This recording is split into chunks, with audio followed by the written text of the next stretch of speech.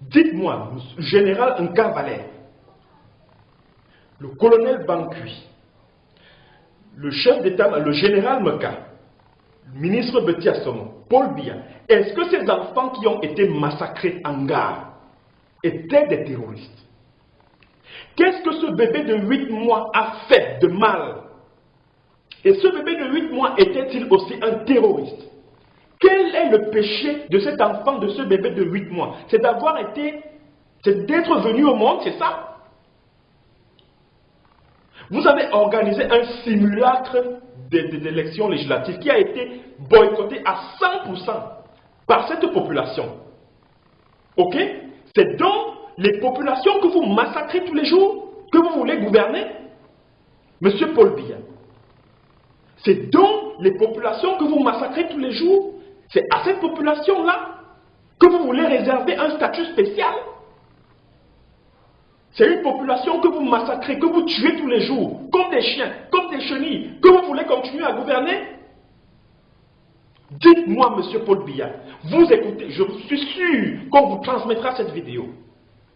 Parce que je suis très en colère. Et trop, c'est trop. Les massacres, c'est trop. Le carnage, c'est trop. Ça en est trop en zone anglophone. Je suis très en colère.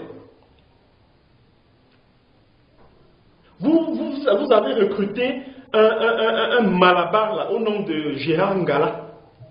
C'est avec sa milice que votre armée est allée massacrer ces jeunes gens dans le Dongamanto. Vous trimballez cet imbécile là, cet animal là, comme un Lucky trimballé Rantanplan. C'est votre Rantanplan là-bas, Ngala Djera, le bandit là qui dit qu'il veut être député. You, Gérard Ngala, are you ashamed of yourself? Who do you want to roll? Do you want to roll a people who is killed every day by terrorist soldiers?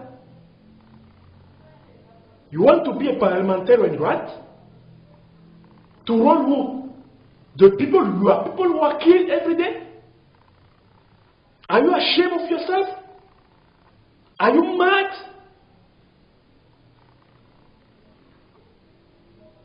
My goodness. Voilà donc la République que vous voulez réserver à des gens qui ont choisi de se joindre à nous en 61. Regardez, une République poubelle où des êtres humains, des individus, des citoyens sont massacrés comme des chiens. Regardez ça. Le colonel Bankui avec ton gros ventre là. Moi je t'avais promis que toi là, le reste de ta carrière là, je vais la pourrir. Comme tu as pourri ma vie au Cameroun. Maintenant, entendons-nous, toi et ton autre Rantanplan là, ton chien de garde là, où c'est l'adjudant Tiam Kwam là. Bon, dites-nous alors maintenant, qui est terroriste après tout ce qui s'est passé là maintenant au village Nga? Qui est terroriste maintenant? C'est moi. C'est moi qui suis terroriste. Ou alors ce sont vos soldats que vous envoyez là-bas. Qui est terroriste là maintenant? Qui est terroriste? Qui est terroriste? Je ne vais pas trop bavarder avec vous. Je ne vais pas trop bavarder. Cette vidéo, je ne la voulais pas longue parce que c'est une circonstance assez grave. Je ne vais pas trop bavarder avec vous. À partir de cet instant, les choses sont suffisamment claires. Nous savons désormais qui est terroriste en zone anglophone.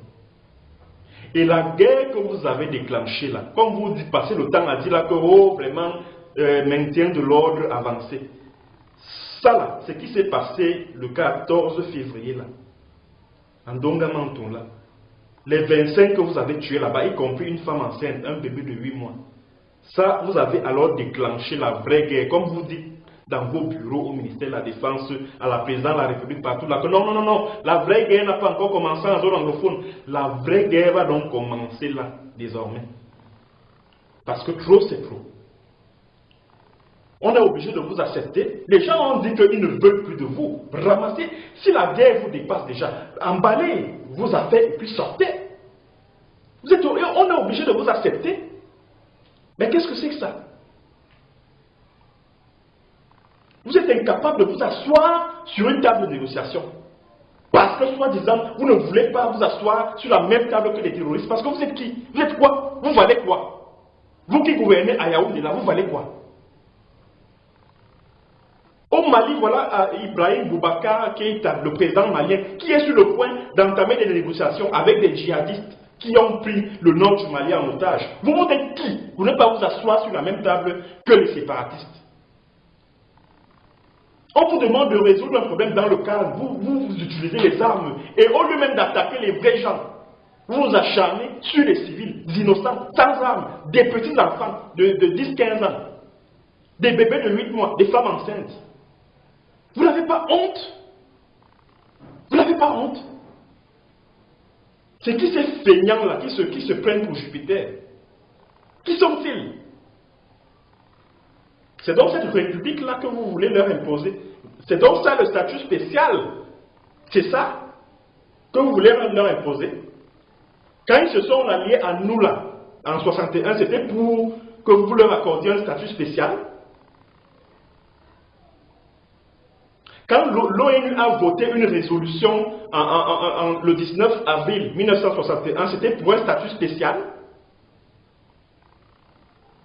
Ben dis donc, n'importe quoi. Je ne vais pas trop bavarder avec vous. Je vais terminer en appelant mes frères et sœurs qui sont dans le Southern Cambrousse, parce qu'il s'agit de Southern Cambrousse. Fichez-moi la paix avec nos histoires de Nord-Ouest, Sud-Ouest. C'est des conneries, ça. My dear brother, my dear sister, please, listen to me. My name is Michel Bienton.